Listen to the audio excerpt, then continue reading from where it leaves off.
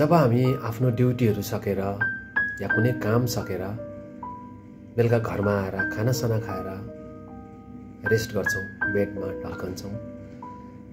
अनि बेडमा ढल्केपछि एकछिन आँखा चिम गरेर सोच्छौँ, मैले बिहान उठेकोदेखि के गरेँ, कहाँ गएँ, कोसँग भेटेँ, मैले के कोसँग बातहरू गरेँ, सबै कुराहरू एकपल्ट सोचेर सम्झेर मात्रै हामी निदाउँछौँ।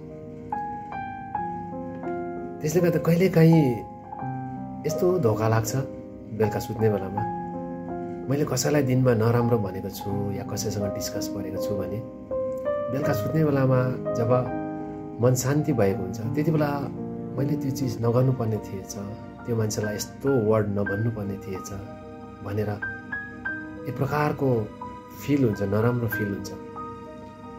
त्यसले गर्दा साथीहरू, जब पनि हामी बिहान उठेर नयाँ बिहानीको सुरुवात सँगसँगै हाम्रो लाइफको नयाँ कदमहरू चाल्छौँ, त्यति बेलादेखि नै हामी होसियार बस्नुपर्ने रहेछ।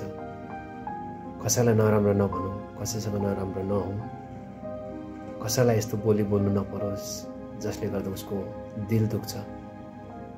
हामी जब सुरुमै त्यो कामसँग सतर्क भयौँ भने हाम्रोबाट त्यस्तो नराम्रो काम हुँदैन होला जस्तो लाग्छ। हजुरहरूलाई कस्तो लाग्छ? हजुरहरू पनि कमेन्टमा आफ्नो सेयर गर्नु होला मनको बातहरू है। हुन्छ, धन्यवाद।